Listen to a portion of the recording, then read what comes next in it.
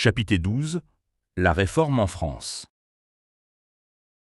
La protestation de Spire et la confession de foi d'Augsbourg, qui marquèrent l'apogée de la Réforme en Allemagne, furent suivies d'années de lutte et de ténèbres.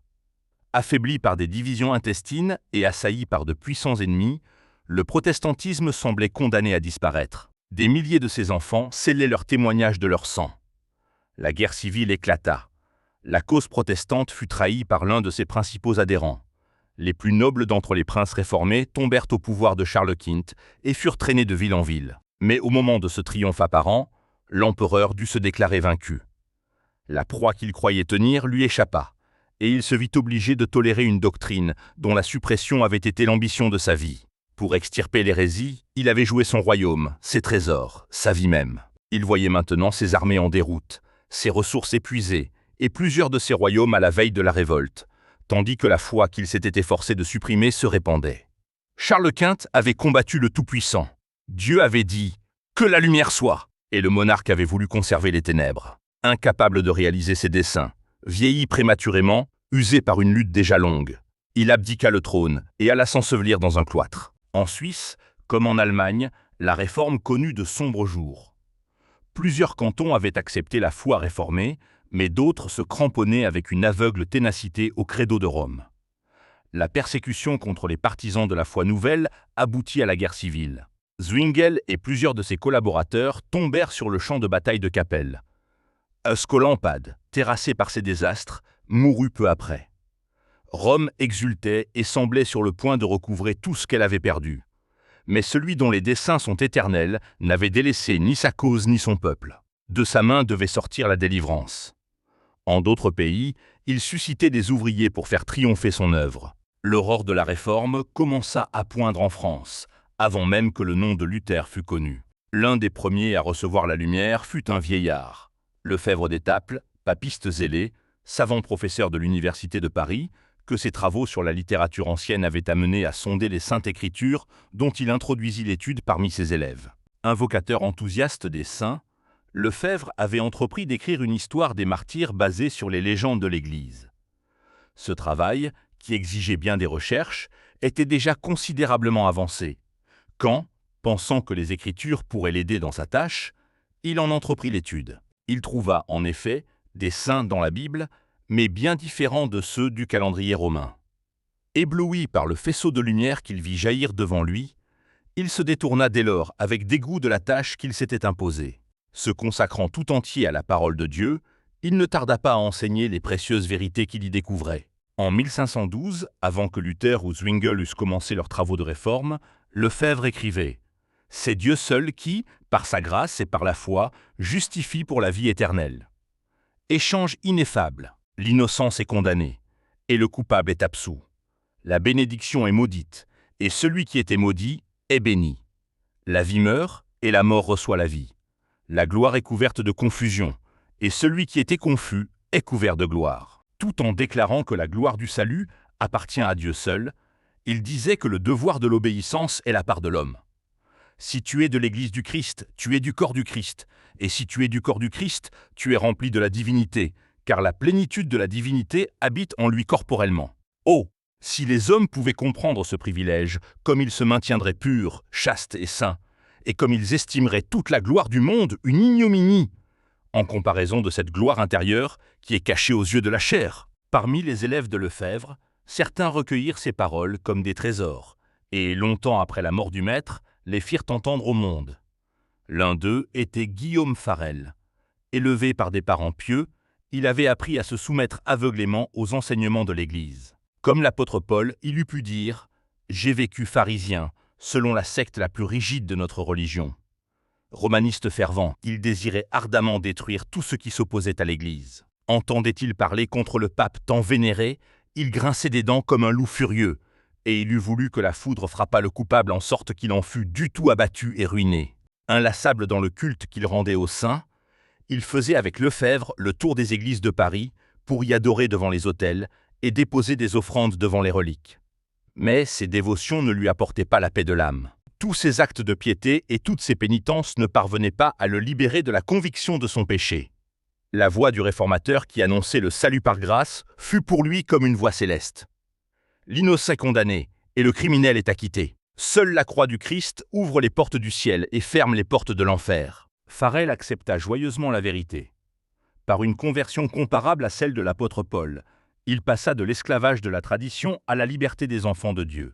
Au lieu de ressembler à un loup enragé, il devint paisible, doux et aimable comme un agneau, le cœur entièrement retiré du pape et adonné à Jésus-Christ. Tandis que Lefebvre continuait à communiquer la lumière à ses élèves, Farel, aussi zélé pour la cause du Christ qu'il l'avait été pour celle du pape, allait prêcher la vérité en public. Un dignitaire de l'Église, Brissonnet, évêque de Meaux, se joignit bientôt à eux. D'autres docteurs, aussi éminents par leur science que par leur piété, se mirent eux aussi à proclamer l'Évangile. La foi nouvelle fit des adhérents dans toutes les classes de la société, depuis les artisans et les paysans jusqu'aux nobles et aux princes. La sœur de François Pommier, Marguerite de Navarre, ayant embrassé la foi réformée, le roi lui-même et la reine-mère semblèrent pendant un temps la considérer avec faveur. Les réformateurs, éblouis, voyaient déjà approcher le jour où la France serait gagnée à la cause de la réforme. Ils allaient être déçus dans leur attente. Des épreuves et des persécutions, miséricordieusement voilées à leurs yeux, attendaient ces disciples du Christ. Dans l'intervalle, un temps de paix leur permit de prendre des forces en vue de l'orage à venir, et la cause de la réforme fit de rapides progrès. Dans son diocèse, l'évêque de Meaux travaillait avec zèle à instruire le clergé et les laïcs. Les prêtres ignorants et dépravés furent renvoyés et, dans la mesure du possible, remplacés par des hommes instruits et pieux. L'évêque, qui désirait ardemment mettre la parole de Dieu entre les mains de ses ouailles, ne tarda pas à voir son désir se réaliser. Lefebvre avait entrepris la traduction du Nouveau Testament et, à l'époque même où Luther faisait paraître les Écritures en allemand à Wittenberg, le Nouveau Testament était publié en français à Meaux. Brissonnet n'épargna ni peine ni argent pour le répandre dans toutes les paroisses de son diocèse, et bientôt les paysans furent en possession des Saintes Écritures. Ces âmes recevaient le message du ciel comme des voyageurs altérés, salut une source d'eau vive. Les cultivateurs aux champs, les artisans dans leur atelier, s'encourageaient dans leur travail quotidien, en s'entretenant des vérités précieuses de la parole de Dieu. Le soir, au lieu de se rencontrer dans les cabarets, ils se réunissaient les uns chez les autres pour lire l'Écriture sainte, prier et louer Dieu. Un grand changement ne tarda pas à se produire dans ces localités. Les rudes paysans eux-mêmes, qui avaient vécu dans l'ignorance, éprouvaient la puissance transformatrice de la grâce divine. Ils devenaient humbles, probes, pieux et témoignaient par là de l'action bienfaisante de l'Évangile sur les âmes sincères. La lumière qui brillait à Meaux projetait ses rayons au loin, et le nombre des convertis allait chaque jour en augmentant. La fureur de la hiérarchie fut un moment tenu en échec par le roi, qui détestait le fanatisme des moines. Mais les partisans du pape finirent par l'emporter et les bûchers s'allumèrent. L'évêque de Meaux, mis en demeure de choisir entre le feu et la rétractation, prit le chemin le plus facile. Le troupeau, en revanche, demeura ferme en dépit de la chute de son chef. Plusieurs rendirent témoignage à la vérité au milieu des flammes. Par leur foi et leur constance jusque sur le bûcher, ces martyrs annoncèrent l'Évangile à des milliers d'âmes qui n'avaient pas eu l'occasion de l'entendre tant de paix. Les humbles et les pauvres ne furent pas seuls à confesser leur Sauveur au milieu du mépris et de l'opposition. Dans les salles somptueuses des châteaux et des palais, de nobles âmes plaçaient la vérité plus haut que le rang, la fortune et la vie même. Ceux qui étaient revêtus des armures royales se révélaient souvent plus droits et plus fermes que ceux qui portaient des soutanes et des mitres épiscopales. Louis de Berquin, d'une famille noble de l'Artois, était de ceux-là. Chevalier de la cour, cœur intrépide, gentilhomme doublé d'un savant, il était bon, affable et de mœurs irréprochables. Il était, dit Crespin, grand sectateur des constitutions papistiques, grand auditeur des messes et des sermons, observateur des jeûnes et jours de fête. La doctrine de Luther, alors bien nouvelle en France, lui était en extrême abomination. Mais, providentiellement amené, comme tant d'autres, à l'étude des Écritures, il fut stupéfait d'y trouver non les doctrines de Rome, mais celles de Luther. Dès ce moment, il fut entièrement acquis à la cause de l'Évangile. Tenu pour le plus instruit des membres de la noblesse française, favori du roi, il apparaissait à plusieurs par son esprit, son éloquence, son indomptable courage, son zèle héroïque et son influence à la cour, comme le futur réformateur de son pays. Aussi Théodore de Bèze, dit-il, que la France eût peut-être trouvé en Berquin un autre Luther, si lui-même eût trouvé en François Ier un autre électeur. Il est pire que Luther, criaient les papistes, et, en effet, il était plus redouté que lui par les romanistes de France. François Ier, inclinant alternativement vers Rome et vers la Réforme, tantôt toléré, tantôt modéré le zèle violent des moines. 3 fois, Berquin fut emprisonné par les autorités papales, et 3 fois relâché par le roi, qui, admirant sa noblesse de caractère et son génie, refusait de le sacrifier à la malignité de la hiérarchie. La lutte dura des années. Maintes fois, Berquin fut averti des dangers qu'il courait en France, et pressé de suivre l'exemple de ceux qui étaient allés chercher la sécurité dans un exil volontaire. Le timide et opportuniste Erasme, qui, en dépit de toute sa science, ne réussit jamais à s'élever jusqu'à la grandeur morale qui tient moins à la vie et aux honneurs qu'à la vérité, lui écrivait « Demandez une légation en pays étranger, voyagez en Allemagne. Vous connaissez Bède et ses pareils, c'est une hydre à 1000 têtes qui lance de tous côtés son venin. Vos adversaires s'appellent Légion. Votre cause fût-elle meilleure que celle de Jésus-Christ, ils ne vous lâcheront pas qu'il ne vous ait fait périr cruellement.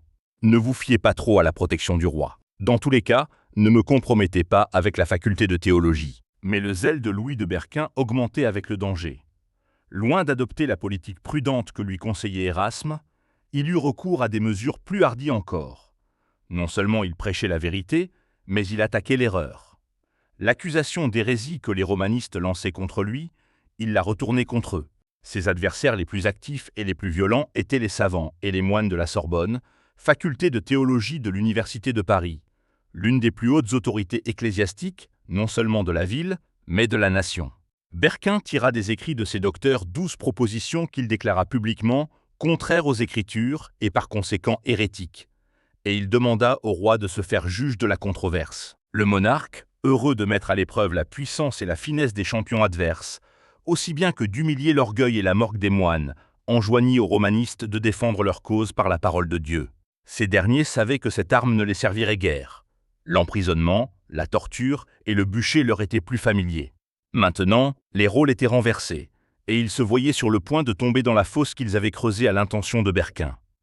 Ils se demandaient avec inquiétude comment ils sortiraient de cette impasse. À ce moment, on trouva, à l'angle d'une rue, une image mutilée de la Vierge. L'émotion fut grande dans la ville. Des foules accoururent sur les lieux, jetant des cris de douleur et d'indignation.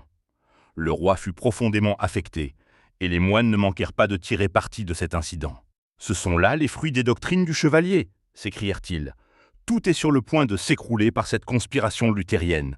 La religion, les lois, le trône lui-même. » Louis de Berquin fut de nouveau arrêté.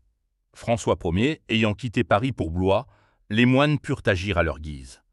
Le réformateur fut jugé et condamné à mort. Dans la crainte que le roi n'intervînt une fois encore, la sentence fut exécutée le jour même où elle fut prononcée. À midi sonné, il fut conduit au lieu de l'exécution. Une foule immense se réunit pour assister à sa mort. Plusieurs constatèrent avec épouvante que la victime avait été choisie parmi les hommes les plus nobles et les plus illustres de France. L'effroi, l'indignation, le mépris et la haine se lisaient sur bien des visages. Mais il y avait là un homme sur les traits duquel ne planait aucune ombre. Les pensées du martyr étaient bien éloignées de cette scène de tumulte. Il était pénétré du sentiment de la présence de Dieu. Il ne prenait garde ni à la grossière charrette sur laquelle on l'avait hissé, ni au visage rébarbatif de ses tortionnaires, ni à la mort douloureuse vers laquelle il marchait. Celui qui était mort et qui vit au siècle des siècles, qui tient les clés de la mort et du séjour des morts, était à ses côtés. Le visage du prisonnier rayonnait de la lumière et de la paix du ciel. Revêtu de son plus beau costume, une robe de velours, des vêtements de satin et d'amas et des chausses d'or, il allait rendre témoignage de sa foi en présence du roi des rois et de l'univers, et rien ne devait démentir sa joie. Tandis que le cortège avançait lentement dans les rues encombrées, on était frappé du calme, de la paix, voire du joyeux triomphe que révélait toute l'attitude de ce noble. Vous eussiez dit, raconte Erasme, d'après un témoin oculaire, qu'il était dans un temple à méditer sur les choses saintes. Arrivé au bûcher, le martyr tenta de parler à la foule, mais les moines, qui redoutaient son éloquence, couvrirent sa voix en poussant des cris, tandis que les soldats faisaient entendre le cliquetis de leurs armes. Ainsi, la Sorbonne de 1529, la plus haute autorité littéraire et ecclésiastique de France, avait donné à la Commune de Paris, de 1793, le lâche exemple d'étouffer sur l'échafaud les paroles sacrées des mourants. Louis de Berquin fut étranglé et son corps livré aux flammes. La nouvelle de sa mort eut un contre-coup douloureux chez les amis de la Réforme dans toute la France. Mais son exemple ne fut pas perdu. « Nous voulons, se disaient l'un à l'autre les hommes et les femmes de la Réforme, Nous voulons aller au-devant de la mort d'un bon cœur, n'ayant en vue que la vie qui vient après elle. » Privés du droit de prêcher à Meaux, les réformateurs se rendirent dans d'autres champs de travail. Lefebvre ne tarda pas à passer en Allemagne. Farel, rentré en Dauphiné, porta la parole de vie à Gap et dans les environs, où il avait passé son enfance. On y avait déjà appris ce qui se passait à Meaux, et les vérités que le réformateur annonçait avec une grande hardiesse trouvèrent des auditeurs. Mais, bientôt, les autorités s'émurent et le bannirent de la ville. Ne pouvant plus travailler publiquement, il parcourait les plaines et les villages, enseignant dans les maisons particulières. Et s'il y courait quelques dangers, ces forêts, ces grottes, ces rochers escarpés qu'il avait si souvent parcourus dans sa jeunesse, lui offraient un asile. Dieu le préparait en vue de plus grandes épreuves. Les croix, les persécutions, les machinations de Satan que l'on m'annonçait ne m'ont pas manqué, dit-il. Elles sont même beaucoup plus fortes que de moi-même, je n'ose plus les supporter. Mais Dieu est mon Père. Il m'a fourni et me fournira toujours les forces dont j'ai besoin. Comme au jour apostolique, la persécution avait plutôt contribué au progrès de l'Évangile. Chassés de Paris et de Meaux, ceux qui avaient été dispersés allaient de lieu en lieu, annonçant la bonne nouvelle de la parole. C'est ainsi que la lumière fut portée dans les provinces les plus reculées de France. Mais Dieu préparait d'autres ouvriers pour sa cause. Dans une des écoles de Paris, un jeune homme calme et réfléchi, doué d'un esprit pénétrant, se faisait remarquer par la pureté de ses mœurs, par son ardeur à l'étude et par sa piété. C'était Jean Calvin. Ses talents et son application ne tardèrent pas à faire de lui l'honneur du Collège de la Marche, et ses supérieurs se flattaient de l'espoir qu'il deviendrait l'un des plus distingués défenseurs de l'Église. Mais un rayon de lumière illumina la profondeur des ténèbres répandues par la scolastique et la superstition dans l'esprit du jeune homme. Il avait entendu, non sans effroi, parler de la nouvelle doctrine, et ne doutait pas que les hérétiques n'eussent largement mérité le bûcher sur lequel on les faisait monter. Sans le vouloir, il fut mis face à face avec l'hérésie et se vit contraint de confronter la théologie romaine avec l'enseignement protestant. Calvin avait à Paris un cousin, connu sous le nom d'Olivetan, qui avait accepté la réforme. Les deux jeunes gens se rencontraient souvent pour discuter ensemble des questions qui divisaient la chrétienté. « Il y a beaucoup de religions fausses, disait Olivetan. Une seule est vraie. Les fausses, ce sont celles que les hommes ont inventées, et selon lesquelles nos propres œuvres nous sauvent. La vraie, c'est celle qui vient de Dieu, selon laquelle le salut est donné gratuitement d'en haut. »« Je ne veux pas de vos doctrines, » répondait Calvin. « Leur nouveauté m'offense. Je ne puis vous écouter. Vous imaginez-vous que j'ai vécu toute ma vie dans l'erreur ?» Cependant, dans l'esprit du jeune étudiant, une semence avait été jetée dont il ne pouvait se débarrasser. Seul dans sa chambre, il réfléchissait aux paroles de son cousin. Bientôt convaincu de péché, il se vit sans intercesseur en présence d'un Dieu saint et juste. La médiation des saints, ses bonnes œuvres et les cérémonies de l'Église étant incapables d'expier ses péchés, il ne voyait devant lui que ténèbres et désespoir. En vain des docteurs de l'Église s'efforcèrent-ils de le rassurer. En vain eut-il recours à la confession et à la pénitence. Rien ne parvenait à le réconcilier avec Dieu. En proie à ces luttes stériles, Calvin, passant un jour sur une place publique, eut l'occasion d'assister au supplice d'un hérétique condamné au bûcher et fut frappé de l'expression de paix que respirait le visage du martyr. Au milieu de ses souffrances, et, ce qui était pire, sous la redoutable excommunication de l'Église, le condamné manifestait une foi et une sérénité que le jeune homme mettait péniblement en contraste avec son désespoir, avec les ténèbres où il tâtonnait, lui, le strict observateur des ordonnances de l'Église. Sachant que les hérétiques fondaient leur foi sur les Saintes Écritures, il prit la résolution de les étudier pour y découvrir, si possible, le secret de leur joie. Il y trouva Jésus-Christ. « Ô Père !» s'écria-t-il, « son sacrifice a apaisé ta colère, son sang a nettoyé mes souillures, sa croix a porté ma malédiction, sa mort a satisfait pour moi. Nous nous étions forgés plusieurs inutiles sottises. Mais tu as mis devant moi ta parole comme un flambeau, et tu as touché mon cœur, afin que j'eusse en abomination tout autre mérite que celui de Jésus. » Calvin avait été destiné à la prêtrise. À l'âge de 12 ans, nommé chapelain de la petite église de la Gésine, il avait été tonsuré selon les canons de l'église par l'évêque de Noyon. Il n'avait pas reçu les ordres, ni rempli de fonctions sacerdotales, mais il était entré dans le clergé et portait le titre de sa charge, dont il recevait les bénéfices. Voyant qu'il ne pouvait plus devenir prêtre, il se tourna vers l'étude du droit, des saints qu'il abandonna bientôt pour se consacrer entièrement à l'Évangile. Il hésitait toutefois à devenir prédicateur. Naturellement timide, il avait une haute idée des responsabilités de cette vocation et songeait à poursuivre ses études. L'insistance de ses amis finit cependant par vaincre ses scrupules. « C'est une chose merveilleuse, disait-il, qu'un être de si basse extraction puisse être élevé à une telle dignité. » Prudemment, il s'était mis à l'œuvre, et ses paroles étaient semblables à la rosée qui rafraîchit la terre. Obligé de quitter Paris, il avait cherché un refuge à Angoulême chez la princesse Marguerite de Navarre, amie et protectrice de l'Évangile. Là, Calvin se remit au travail, allant de maison en maison, ouvrant l'Écriture sainte devant les familles assemblées et leur présentant les vérités du salut. Ceux qui entendaient ce jeune homme aimable et modeste en parlaient à d'autres, et bientôt l'évangéliste, quittant la ville, se rendit dans les villages et les hameaux. Accueilli dans les châteaux comme dans les chaumières, il jeta ainsi les fondements de plusieurs églises qui devaient rendre un courageux témoignage à la vérité. Quelques mois plus tard, il se retrouvait à Paris, où une agitation insolite régnait dans les milieux intellectuels. L'étude des langues anciennes avait attiré l'attention sur les saintes lettres, et maints savants, dont le cœur n'était pas touché par la grâce, discutaient vivement la vérité et, parfois même, combattaient les champions du romanisme.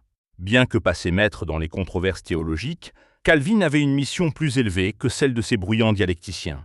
Mais les esprits étaient agités et le moment était propice pour leur présenter la vérité. Pendant que les salles des universités retentissaient de la clameur des disputes théologiques, Calvin allait de maison en maison, expliquant les Écritures et ne parlant que de Jésus et de Jésus crucifié. Par la grâce de Dieu, Paris devait recevoir une nouvelle invitation au festin évangélique. L'appel de Lefebvre et de Farel ayant été rejeté, le message devait encore être présenté dans la capitale à toutes les classes de la société. Sous l'influence de préoccupations politiques, le roi n'avait pas encore pris tout à fait position avec Rome contre la Réforme. Sa sœur Marguerite, nourrissant toujours l'espoir de voir le protestantisme triompher en France, voulut que la foi réformée fût annoncée à Paris. En l'absence du roi, elle ordonna à un ministre protestant, Gérard Roussel, de prêcher dans les églises de la capitale. Le haut clergé s'y étant opposé, la princesse ouvrit les portes du Louvre, y fit transformer un appartement en chapelle et annonça qu'il y aurait prédication chaque jour à une heure déterminée. Des foules accoururent. La chapelle était bondée de gens de tous rangs, et l'auditoire refluait dans les antichambres et les vestibules. Nobles, diplomates, avocats, marchands et artisans s'y réunissaient chaque jour par milliers.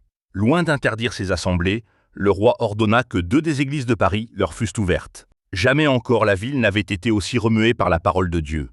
L'esprit de vie venu d'en haut semblait passer sur le peuple. La tempérance, la chasteté, l'ordre et l'industrie succédaient à l'ivrognerie, au libertinage, aux querelles et à l'indolence. Mais la hiérarchie ne restait pas inactive. Le roi refusant encore d'interdire les prédications, elle se tourna vers la populace. Rien ne fut négligé pour exciter les craintes, les préjugés et le fanatisme des foules ignorantes et superstitieuses. Aveuglément soumis à ces faux docteurs, Paris, comme autrefois Jérusalem, ne connut pas le temps où il était visité, ni les choses qui appartenaient à sa paix. 2 années durant, la parole de Dieu fut prêchée dans la capitale. Beaucoup de personnes acceptèrent l'Évangile, mais la majorité le rejeta. François Ier ne s'était montré tolérant que dans des vues politiques et le clergé réussit à reprendre son ascendant. De nouveau, les églises se fermèrent et les bûchers s'allumèrent. Calvin était encore à Paris, où, tout en continuant à répandre la lumière autour de lui, il se préparait en vue de son activité future par l'étude, la méditation et la prière. Mais il ne tarda pas à être signalé aux autorités qui décidèrent de le condamner au supplice du bûcher. Il se croyait en sécurité dans sa retraite quand ses amis accoururent dans sa chambre pour lui annoncer que les agents de la force publique étaient sur le point de s'assurer de sa personne. Au même instant, on frappa violemment à la porte extérieure. Il n'y avait pas un instant à perdre. Quelques amis entretinrent les agents à la porte, tandis que les autres le firent descendre par une fenêtre. Se dirigeant en toute hâte vers les faubourgs extérieurs, il entra chez un ouvrier ami de la Réforme, emprunta les vêtements de son hôte et, une houe sur l'épaule, continua son voyage. Cheminant vers le sud, il retrouva de nouveau un asile dans les États de Marguerite de Navarre. Grâce à la protection de puissants amis, Calvin passa quelques mois en sécurité à Angoulême, où il se livra, comme précédemment, à l'étude. Mais, poursuivi par le besoin d'évangéliser son pays, il ne put rester longtemps inactif, et, dès que l'orage se fut un peu calmé, il alla chercher un nouveau champ d'activité. À Poitiers, siège d'une université où les nouvelles opinions étaient favorablement accueillies, des gens de toutes les classes écoutèrent joyeusement les paroles de la vie éternelle qu'il présentait en privé, soit chez le premier magistrat de la ville, soit à son domicile particulier, soit encore dans un jardin public. Comme le nombre de ses auditeurs allait en augmentant, on jugea prudent de s'assembler en dehors de la ville. Une caverne située au bord d'une gorge étroite et profonde, et masquée par des rochers et des arbres, fut choisie comme lieu de réunion, et les gens de la ville s'y rendaient par petits groupes en prenant des chemins différents. C'est dans cette retraite que la parole de Dieu était lue et méditée. C'est là que la Sainte Seine fut célébrée pour la première fois par les protestants de France. De cette petite église sortirent plusieurs évangélistes fidèles. Ne pouvant abandonner l'espoir de voir la France accepter la Réforme, Calvin rentra encore une fois à Paris. Mais il trouva presque toutes les portes fermées. Enseigner l'Évangile, c'était marcher au bûcher. Cet état de choses le décida à se rendre en Allemagne. À peine avait-il passé la frontière qu'un orage éclatait sur les protestants de France. S'il était resté dans son pays, le jeune évangéliste aurait certainement péri dans une tuerie générale. Voici ce qui s'était passé. Désireux de voir leur pays marcher de pair avec l'Allemagne et la Suisse, les réformateurs français s'étaient décidés à frapper contre les superstitions de Rome, un coup hardi qui secoua la nation tout entière. En conséquence, ils firent afficher dans toute la France des placards attaquant la messe. Au lieu d'avancer la cause de la Réforme, cet acte d'un zèle inconsidéré déchaîna la persécution non seulement sur ses auteurs, mais aussi sur les amis de l'Évangile dans tout le pays. Il donna à la hiérarchie ce qu'elle attendait depuis longtemps.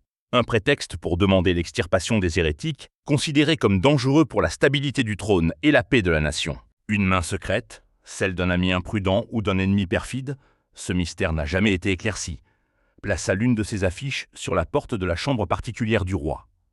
Ce placard attaquait avec virulence une superstition entourée de respect depuis des siècles. Devant la hardiesse incroyable qui osait porter cette accusation effrayante sous ses yeux, François Pomé entra dans une violente colère. Dans sa consternation, il resta quelques instants tout interdit. Revenu à lui, il laissa éclater sa fureur. Il s'écria « Qu'on saisisse indistinctement tous ceux qui sont suspects de l'hérésie. Je veux tout exterminer. » Les dés en étaient jetés. Le roi s'était rangé du côté de Rome. Des mesures furent aussitôt prises pour arrêter tous les luthériens de Paris. Un pauvre artisan adhérent de la foi nouvelle, qui s'était employé à convoquer les croyants aux assemblées secrètes, fut sommé, sous peine d'être brûlé, de conduire l'émissaire du pape au domicile de tous les protestants de Paris. Tout d'abord, il recula d'horreur devant une telle besogne. Mais la crainte du bûcher finit par l'emporter et il consentit à trahir ses frères. Accompagné du traître précédé de l'hostie et entouré d'un cortège de prêtres, de porteurs d'encensoirs, de moines et de soldats, Morin, le policier royal, parcourut lentement les rues de Paris. La démonstration était ostensiblement en l'honneur du Saint-Sacrement. En réalité, c'était une réplique hypocrite, meurtrière et impitoyable à l'attaque mal avisée dirigée contre la messe par les réformateurs. Arrivé en face de la maison d'un luthérien, le traître, sans proférer une parole, faisait un signe. La procession s'arrêtait. On entrait dans la maison. Les occupants étaient aussitôt enchaînés, et la procession continuait sa marche à la recherche de quelques nouvelles victimes. « Il n'épargnait maison, grandes ou petites, » dit le chroniqueur, « comme aussi tous les collèges de l'université de Paris. » Morin faisait trembler toute la ville. C'était le règne de la terreur. Les victimes furent mises à mort au milieu de véritables tortures. On avait en effet spécialement ordonné d'adoucir le feu, afin de prolonger leur agonie. Mais elles moururent en vainqueurs. Leur constance ne se démentit pas, et rien ne vint troubler leur paix. Les persécuteurs, incapables d'ébranler l'inflexible fermeté des martyrs, se sentirent vaincus. Des bûchers furent dressés dans tous les quartiers de Paris, et les victimes y étaient brûlées pendant plusieurs jours successifs, afin de répandre davantage la terreur de l'hérésie. En définitive, l'Évangile triompha. Tout Paris eut l'occasion de voir quel genre d'hommes les nouvelles opinions pouvaient engendrer. Aucune chair n'eût été comparable au bûcher des victimes. La joie sereine que respirait le visage de ces hommes qui se rendaient au lieu de l'exécution, leur héroïsme au milieu des flammes, la charité avec laquelle ils pardonnaient à leurs persécuteurs, transformaient dans nombre de cas la colère en pitié, la haine en amour, et plaidaient avec une irrésistible éloquence en faveur de l'Évangile. Désireux d'entretenir la fureur populaire, les prêtres répandaient contre les protestants les plus noires calomnies. On les accusait de conspirer le massacre des catholiques, le renversement de l'État et l'assassinat du roi. On ne pouvait pas avancer l'ombre d'une preuve à l'appui de ces allégations. Ces sombres prophéties devaient toutefois s'accomplir dans des circonstances bien différentes, et pour des causes d'une toute autre nature. Le sort qu'on disait alors imminent, et qu'on accusait les réformés de préparer au pays, tomba en effet sur la France quelques siècles plus tard. Mais l'avalanche effroyable qui s'abattit alors sur le roi, sur son gouvernement et sur ses sujets, eut pour cause directe les cruautés exercées par les catholiques contre d'innocents protestants. Seulement, les fauteurs de cette catastrophe furent les incrédules et les partisans du pape. Ce ne fut pas l'établissement du protestantisme, mais son écrasement qui, 3 siècles plus tard, précipita ce cataclysme sur la France. La suspicion et la terreur se répandirent dans toutes les classes de la société. Au milieu de l'alarme générale, on vit à quel point les enseignements luthériens avaient pénétré les hommes qui occupaient le premier rang dans l'estime publique par leur science, leur influence et l'excellence de leur caractère. Soudain, des postes d'honneur et de confiance se trouvèrent vacants. Des artisans, des imprimeurs, des auteurs, des professeurs d'université et même des courtisans disparurent. Des centaines d'hommes s'enfuirent de Paris et s'exilèrent volontairement. Beaucoup d'entre eux donnèrent alors la première preuve de leur sympathie pour la foi réformée. Les papistes, voyant avec stupéfaction le grand nombre d'hérétiques insoupçonnés qui avaient été tolérés au milieu d'eux, tournèrent leur fureur contre la multitude de victimes plus humbles qui tombaient en leur pouvoir. Les prisons regorgeaient, et l'atmosphère elle-même semblait obscurcie par la fumée des bûchers allumés pour brûler les confesseurs de l'Évangile. François Ier s'était glorifié d'être un des créateurs de la Renaissance des lettres, qui marqua le commencement du XVIe siècle. Il s'était plu à attirer à sa cour des hommes érudits de tout ce pays. C'est à son amour des lettres et à son mépris pour l'ignorance et la superstition des moines qu'était dû, au moins en partie, le degré de tolérance qu'il avait accordé à la Réforme. Mais dans l'ardeur de son zèle contre l'hérésie, le père des lettres fit une ordonnance portant, sous peine de la harte, l'abolition de l'imprimerie dans toute la France. Cet édit ne fut pas exécuté. Il est, toutefois, un indice de l'esprit qui animait les ennemis de la Réforme. François Ier est l'un des nombreux exemples de l'histoire montrant que l'intolérance religieuse et la persécution peuvent fort bien être le fait de personnes éprises de culture intellectuelle. Par une cérémonie solennelle et publique, la France devait prendre définitivement parti contre le protestantisme. Les prêtres demandèrent que l'affront fait au ciel par les attaques contre la messe fût lavé dans le sang et que le roi, au nom du peuple, sanctionna cette barbare entreprise. Un chroniqueur du temps, Simon Fontaine, docteur de Sorbonne, nous en a laissé le récit détaillé. Le 21 janvier 1535, une foule innombrable était rassemblée de toute la contrée environnante. Il n'y avait tant soit petit bout de bois ou de pierre saillant des murailles qui ne fût chargé, pourvu qu'il y eût place pour une personne. Les toits des maisons étaient couverts d'hommes petits et grands, et on eût jugé les rues pavées de têtes humaines. Jamais tant de reliques n'avaient été promenées par les rues de Paris. Les reliques passées, venaient un grand nombre de cardinaux, archevêques, évêques, abbés chappés et mitrés. Puis, sous un dais magnifique, dont les 4 bâtons étaient tenus par les 3 fils du roi et le duc de Vendôme, premier prince du sang, se trouvait l'hostie portée par l'évêque de Paris. Alors paraissait enfin François Ier, sans faste, à pied, tête nue, une torche ardente à la main, comme un pénitent chargé d'expier les sacrilèges de son peuple.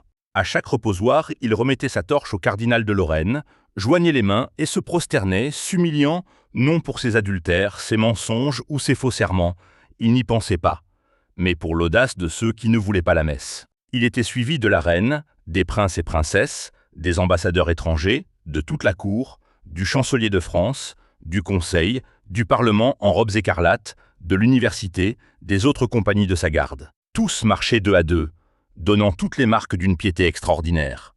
Chacun, dans un profond silence, tenant son flambeau allumé. Des chants spirituels et des airs funèbres interrompaient seuls, de temps en temps, le calme de cette morne et lente procession. Au programme figurait un discours du roi devant les dignitaires de l'État, dans la grande salle de l'archevêché. L'air désolé, le monarque prit la parole. « Ô crime !» dit-il, « ô blasphème, ô jour de douleur et d'opprobre ! Pourquoi a-t-il fallu que vous ayez lui sur nous ?» Il invita tous ses fidèles sujets à le seconder dans ses efforts, en vue d'extirper l'hérésie pestilentielle qui menaçait la France. « Aussi vrai, messieurs, continua-t-il, que je suis votre roi, si je savais l'un de mes propres membres maculés, infecté de cette détestable pourriture, je vous le donnerais à couper. Bien plus, si j'apercevais un de mes enfants entaché, je ne l'épargnerais pas. Je le voudrais bâiller moi-même, et je le sacrifierais à Dieu. » Il s'arrêta suffoqué par les larmes, et toute l'assemblée s'écria au milieu des sanglots. « Nous voulons vivre et mourir pour la religion catholique !» Une nuit sombre était descendue sur une nation qui avait rejeté la vérité. La grâce de Dieu, source de salut pour tous les hommes, avait été manifestée. Mais après en avoir contemplé la puissance et la sainteté, après que des milliers de ses enfants eurent été attirés par sa divine beauté, après que ses villes et ses hameaux eurent été illuminés de son éclat, la France s'en était détournée et avait préféré les ténèbres à la lumière. Repoussant le don divin qui lui était offert, elle avait appelé le mal bien et le bien mal, et elle était devenue la victime de son égarement volontaire. Elle avait beau croire maintenant rendre service à Dieu en persécutant son peuple, sa sincérité n'atténuait point sa culpabilité. Elle avait volontairement rejeté la lumière qui l'eût empêché de se laisser leurrer et de se baigner dans le sang innocent. Après avoir déployé son éloquence, le roi allait déployer sa cruauté. À Notre-Dame, où, moins de 3 siècles plus tard, une nation oublieuse du Dieu vivant allait introniser la déesse Raison, on jura solennellement l'extirpation de l'hérésie. François Ier, toujours extrême, dit un historien très catholique, ne dédaigna pas de souiller ses yeux d'un spectacle plein de barbarie et d'horreur. Sur la route de Sainte-Geneviève au Louvre, 2 bûchers avaient été dressés, l'un à la croix du Tiroué, rue Saint-Honoré, et l'autre aux Halles. Quelques-uns des hommes les plus excellents que renferma la France allaient être brûlés, après d'affreux tourments. Le roi, sa famille, les nobles et tout le cortège, s'étant mis en marche, firent d'abord halte à la croix du Tiroué. Le cruel lieutenant Morin fit avancer alors 3 chrétiens évangéliques destinés à être brûlés, pour apaiser l'ire de Dieu. C'était l'excellent Valetton, le receveur de Nantes, maître Nicole, clerc de greffier du Châtelet et un autre. Les prêtres, sachant que Valetton était homme de crédit et, désirant le gagner, s'approchèrent de lui et lui dirent « Nous avons avec nous l'Église universelle. Hors d'elle point de salut. Rentrez-y. Votre foi vous perd. » Ce fidèle chrétien répondit « Je ne crois que ce que les prophètes et les apôtres ont jadis prêché, et ce qu'a cru toute la compagnie des saints. Ma foi en Dieu une confiance qui résistera à toutes les puissances de l'enfer. » Les gens de bien qui se trouvaient épars dans la foule admiraient sa fermeté, et la pensée qu'il laissait derrière lui une femme désolée touchait tous les cœurs. François et ses courtisans n'en avaient pas encore assez. « Aux Halles, aux Halles !» s'écriait-on, et une masse de curieux courait précipitamment de ce côté, sachant que les bourreaux y avaient préparé un second divertissement de même nature. À peine le roi et son cortège y furent-ils arrivés, qu'on commença à faire l'effroyable estrapade. François Ier rentra satisfait au Louvre. Les courtisans qui l'entouraient disaient que le triomphe de la Sainte Église était à jamais affermi dans le beau royaume de France. Le 29 janvier, le roi rendit un édit pour l'extirpation de la secte luthérienne, qui a pullulé et pullule dans le royaume, avec commandement de dénoncer ces sectateurs. En même temps, il adressa une circulaire à tous les parlements, leur prescrivant de donner aide et prison pour que l'hérésie fût promptement extirpée. L'évangile de paix, rejeté par la France, allait en effet être banni du royaume. Mais à quel prix? Le 21 janvier 1793, 258 ans après ces lamentables scènes, une procession d'un autre genre parcourait les rues de Paris, pour une raison tout à fait différente. Le roi en était de nouveau le principal personnage. De nouveau on entendait les clameurs de la populace demander d'autres victimes. De nouveau se dressaient de noirs échafauds pour servir à d'affreuses exécutions. Louis XVI, se débattant entre les mains de ses geôliers et de ses bourreaux, était traîné sur la planche et maintenu de vive force, en attendant que le couperet fît tomber sa tête. Le roi de France ne devait pas périr seul. Près du même lieu, pendant les jours sanglants de la terreur, 2800 hommes et femmes furent décapités. La Réforme avait ouvert le livre de Dieu devant le monde. Elle avait rappelé les préceptes de la loi divine et proclamé ses droits sur les consciences. L'amour infini avait fait connaître aux hommes les statuts et les principes du ciel. Dieu avait dit « Vous les observerez et vous les mettrez en pratique, car ce sera là votre sagesse et votre intelligence aux yeux des peuples, qui entendront parler de toutes ces lois et qui diront « Cette grande nation est un peuple absolument sage et intelligent. » En rejetant le don du ciel, la France répandait des semences d'anarchie et de ruine, dont la moisson inévitable fut récoltée sous la Révolution et le règne de la terreur. Longtemps avant la persécution provoquée par les placards, l'intrépide et ardent Farel avait été obligé de quitter le pays de sa naissance. Il s'était retiré en Suisse où, secondant Zwingli dans ses travaux, il contribua à faire triompher la Réforme. C'est à ce pays qu'il devait consacrer les dernières années de sa vie. Il continua toutefois à exercer une influence décisive sur la Réforme en France. Pendant les premières années de son exil, il consacra beaucoup de temps à évangéliser ses compatriotes du Jura, d'où, avec une inlassable vigilance, il surveillait le conflit qui sévissait dans son pays natal, prodiguant ses paroles d'exhortation et ses conseils. Grâce à ses encouragements et au concours d'autres exilés, les écrits des réformateurs allemands, aussi bien que l'Écriture sainte, étaient traduits en français et imprimés à grand tirage. Ces ouvrages furent largement répandus en France par des colporteurs, auxquels ils étaient cédés à bas prix, ce qui leur donnait la possibilité de vivre du produit de leur vente et de poursuivre leurs œuvres. Farel avait commencé sa mission en Suisse en exerçant l'humble fonction de maître d'école, se vouant à l'éducation des enfants dans une paroisse isolée. Afin d'atteindre les parents, il ajoutait prudemment aux branches ordinaires l'enseignement des Saintes Écritures. Quelques-uns ayant reçu la parole, les prêtres intervinrent et soulevèrent contre le réformateur les campagnards superstitieux. « Ce ne peut être l'évangile du Christ, disaient les prêtres, puisque sa prédication amène non la paix, mais la guerre. » Comme les disciples de Jésus, lorsqu'il était persécuté en un lieu, Farel fuyait dans un autre, allant de village en village et de ville en ville, voyageant à pied, exposé au froid, à la faim, à la fatigue. Partout en danger de mort, il prêchait sur les places de marché, dans les églises et, à l'occasion, dans la chaire des cathédrales. Il lui arrivait de se trouver sans auditeur. Parfois, sa prédication était interrompue par des cris et des moqueries. D'autres fois, il était violemment expulsé du lieu de l'assemblée. À maintes reprises, poursuivi et frappé par la populace, il fut laissé pour mort. Mais il ne se décourageait pas. Repoussé, il revenait opiniâtrement à l'assaut et finissait par voir des villes, des bourgs et des villages, autrefois forteresses de la papauté, ouvrir leurs portes à l'Évangile. La petite paroisse d'Aigle, qui fut le théâtre de ses premiers travaux, ne tarda pas à se ranger sous la bannière de la Réforme.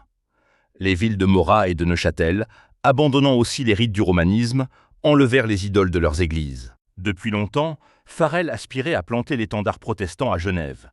Si cette ville pouvait être gagnée, pensait-il, elle deviendrait un centre pour la réforme en Suisse, en France et en Italie. Dans cette perspective, il avait réussi à rallier à la cause de l'Évangile plusieurs bourgs et villages des environs. Accompagné d'un collaborateur nommé Antoine Saunier, il entra dans Genève. Mais il ne put y prêcher que 2 fois. Les prêtres, ayant échoué dans leurs efforts pour le faire condamner par l'autorité civile, le sommèrent de comparaître devant un tribunal ecclésiastique, où ils se rendirent avec des armes cachées sous leur soutane, déterminés à lui ôter la vie. En dehors de la salle, une populace furieuse, armée de gourdins et d'épées, s'apprêtait à le tuer dans le cas où il réussirait à s'échapper du tribunal. Farel fut sauvé grâce à la présence des magistrats civils et d'une troupe armée. De bonne heure, le lendemain, il était, avec son compagnon, conduit en lieu sûr de l'autre côté du lac. Ainsi se termina sa première tentative d'évangélisation à Genève. La seconde fois, on choisit un instrument plus modeste. C'était un jeune homme de si chétive apparence qu'il fut froidement reçu, même par les amis de la Réforme. Que pouvait faire cet homme inexpérimenté là où Farel avait échoué? Comment pourrait-il résister à la tempête devant laquelle le vaillant réformateur avait dû battre en retraite? Ce n'est ni par la puissance ni par la force, mais c'est par mon esprit, dit l'Éternel des armées. En effet, Dieu a choisi les choses folles du monde pour confondre les sages. Dieu a choisi les choses faibles du monde pour confondre les fortes.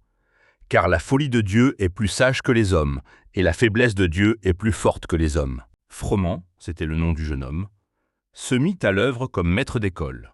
Les vérités enseignées par lui en classe étaient répétées à la maison par les enfants. Bientôt, les parents vinrent aussi pour entendre exposer les Saintes Écritures, et la salle d'école ne tarda pas à être trop petite pour contenir les auditeurs attentifs qui s'y pressaient. De nombreux traités et Nouveaux Testaments furent distribués, et lus par bien des gens qui n'eussent pas osé écouter un exposé public des nouvelles doctrines. Au bout de quelque temps, Froment fut aussi obligé de s'enfuir. Mais les vérités qu'il avait enseignées avaient gagné les cœurs. Une fois implantée, la Réforme continua de se fortifier et de s'étendre. Les prédicateurs revinrent et, grâce à leurs travaux, le culte protestant finit par s'établir à Genève. La ville s'était déclarée pour la Réforme lorsque Calvin, après bien des voyages, entra dans ses murs. Revenant d'une visite dans son pays natal, il se rendait à Bâle pour y poursuivre ses études. Mais, trouvant la route barrée par les troupes de Charles Quint, il fut obligé de faire un détour qui l'amena à passer par Genève. Farel reconnut la main de Dieu dans cette visite. Genève avait accepté la Réforme, mais une grande œuvre y restait à faire. Ce n'est point par collectivité, mais individuellement que l'on se convertit à Dieu. C'est par le Saint-Esprit, et non par les décrets des chambres législatives, que l'œuvre de la régénération doit s'accomplir dans les cœurs et les consciences. Les Genevois avaient brisé le joug de Rome, mais ils se montraient moins empressés à rompre avec les vices qui avaient fleuri sous sa domination. Établir dans cette ville les principes du pur évangile et préparer sa population à remplir dignement le rôle auquel elle paraissait appelée, ce n'était pas une tâche aisée. Farel fut convaincu d'avoir trouvé en Calvin l'homme qu'il devait s'adjoindre en vue d'une telle œuvre. Au nom de Dieu, il adjura solennellement le jeune évangéliste de rester dans cette ville pour en faire son champ de travail. Calvin, effrayé, hésitait. Timide et ami de la paix, il redoutait d'entrer en conflit avec l'esprit hardi, indépendant et frondeur des Genevois. Sa santé délicate et ses habitudes studieuses lui faisaient désirer la retraite. Pensant qu'il pourrait mieux servir la cause de la réforme par la plume, il cherchait un lieu paisible où il pût se livrer à l'étude et, de là, instruire et édifier les églises au moyen de la presse. Mais, dans la sommation de Farel, il crut entendre la voix de Dieu et n'osa plus résister. Il lui sembla, dit-il plus tard, que la main de Dieu descendait du ciel, qu'elle le saisissait, et qu'elle le fixait irrévocablement à la place qu'il était si impatient de quitter. De grands périls menaçaient alors la cause protestante. Le pape fulminait ses foudres contre Genève, et des nations puissantes méditaient sa ruine. Comment cette petite cité pourrait-elle échapper à la puissante hiérarchie qui avait subjugué tant de rois et d'empereurs? Comment pourrait-elle résister aux armées des grands conquérants de la terre? Dans toute la chrétienté, les protestants étaient entourés d'ennemis formidables. Les premiers triomphes de la Réforme passée, Rome rassemblait de nouvelles forces dans l'espoir de l'écraser. C'est alors que se fonda l'ordre des Jésuites, le défenseur de la papauté le moins scrupuleux, le plus puissant et le plus cruel. Affranchi de toute obligation et de tout intérêt humain, morts au droit de l'affection naturelle, sourds à la voix de leur raison et de leur conscience, les Jésuites ne connaissaient d'autres liens et d'autres règles que ceux de leur ordre, ni d'autre devoir que celui d'en accroître la puissance. L'évangile de Jésus-Christ donnait à ceux qui l'acceptaient la force d'affronter le danger, de supporter sans découragement la souffrance, le froid, la faim, la fatigue et la pauvreté. Il les rendait capables de prêcher la vérité sans craindre ni la roue, ni la prison, ni le bûcher. Pour les combattre, le jésuitisme inspira à ses disciples un fanatisme qui leur permettait d'affronter les mêmes dangers et d'opposer à la vérité toutes les armes de l'erreur. Pour arriver à leur fin, il n'y avait pour eux ni crime trop hideux, ni duplicité trop basse, ni stratagème trop audacieux. Ayant fait vœu de pauvreté et d'humilité perpétuelle, ils ne recherchaient la fortune et le pouvoir que pour les faire servir à la suppression du protestantisme et au rétablissement de la suprématie papale. En fonction de leur ordre, ils revêtaient une apparence de sainteté, visitaient les prisons et les hôpitaux, secouraient les malades et les pauvres, professaient avoir renoncé au monde et se réclamaient du nom de ce Jésus qui allait de lieu en faisant du bien. Mais cet extérieur irréprochable cachait souvent les desseins les plus noirs et les plus odieux. L'un des principes fondamentaux de cet ordre était que la fin justifie les moyens. En vertu de ce principe, le mensonge, le vol, le parjure, le meurtre étaient non seulement pardonnables, mais méritoires quand ils servaient les intérêts de l'Église. Sous des déguisements divers, les jésuites s'insinuaient dans les bureaux de l'État, devenaient conseillers des rois et dirigeaient la politique des nations. Ils se faisaient serviteurs pour espionner leurs maîtres. Ils fondaient des collèges pour les filles des princes et des nobles et, pour le peuple, des écoles, où ils attiraient les enfants de parents protestants, qu'ils accoutumaient à observer les rites de l'Église. Toute la pompe des cérémonies romaines était mise à réquisition pour éblouir et captiver les imaginations, et il arrivait ainsi que des fils trahissaient la foi pour laquelle leur père avait souffert. L'ordre des Jésuites se répandit rapidement dans toutes les parties de l'Europe, et partout on assistait à une recrudescence du papisme. Pour ajouter à la puissance des Jésuites, une bulle papale rétablit l'Inquisition. Malgré l'horreur qu'il inspirait, même dans les pays catholiques, ce terrible tribunal fonctionna de nouveau sous la direction des émissaires de Rome, et des atrocités trop odieuses pour être décrites furent répétées dans ces cachots. Dans plusieurs pays, des milliers et des milliers d'hommes, la fleur de la nation, pure parmi les purs, gentilshommes et lettrés, pieux pasteurs et philanthropes, citoyens industrieux et loyaux patriotes, savants éminents, artistes distingués et habiles artisans, furent mis à mort ou contraints de s'enfuir à l'étranger. Tels étaient les moyens auxquels Rome recourait pour éteindre la lumière de la Réforme, pour enlever aux hommes la parole de Dieu, et pour rétablir le règne de l'ignorance et les superstitions du Moyen-Âge. Mais grâce aux successeurs de Luther, suscités par Dieu, le protestantisme ne fut pas anéanti. Ce n'est point à la faveur ni aux armes des princes qu'il dut sa force. Les plus petits pays, les nations les plus humbles devinrent ses forteresses et ses défenseurs. La froide et stérile Suède, la modeste Genève, au milieu d'ennemis redoutables qui conspiraient sa ruine. La Hollande sablonneuse gémissant sous la tyrannie de l'Espagne, alors le plus puissant et le plus opulent royaume de l'Europe. Calvin passa près de 30 ans à Genève, où il consacra ses forces d'abord à l'établissement d'une église qui adhéra à la moralité exigée par la parole de Dieu, puis à la défense de la Réforme dans toute l'Europe. Sa carrière publique ne fut pas irréprochable, ni ses enseignements exempts d'erreur. Mais il fut l'instrument dont Dieu se servit pour maintenir les principes du protestantisme contre une rapide recrudescence du papisme et pour introduire dans les églises de la Réforme la pureté et la simplicité des mœurs, en lieu et place de l'orgueil et de la corruption engendrés par les enseignements de Rome. De Genève partaient des prédicateurs qui allaient répandre la doctrine réformée, et de là aussi étaient envoyés des ouvrages destinés à faire connaître l'Évangile. C'est là que, de tous les pays, les persécutés s'adressaient pour recevoir des instructions, des conseils et des encouragements. La cité de Calvin devint le refuge des réformés traqués dans toute l'Europe occidentale. Fuyant la tempête séculaire de la persécution, les fugitifs affluaient aux portes de Genève. Affamés, blessés, arrachés à leur foyer et à leur famille, ils y rencontraient un accueil chaleureux et les soins les plus tendres. En retour du foyer que leur offrait cette ville hospitalière, ces réfugiés lui apportaient leurs arts, leur science et leur piété.